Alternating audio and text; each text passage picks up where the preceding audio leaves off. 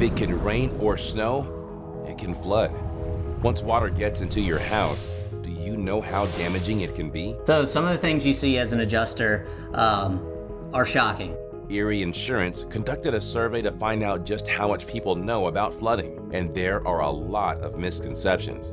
It takes only 3 inches of water to make it likely that you'd need to replace drywall and baseboards. But even less than that can cause trouble. We also see damages result from as little as a ½ inch of water. It just takes that amount of water to really cover the surface and saturate those materials. A small amount of water can lead to structural damage, mold, and other major losses. We see losses every day out there in the field from water that has damaged electronics, personal property, photos, our wedding albums. Those are items that are hard, if not impossible, to replace. And anyone can be at risk.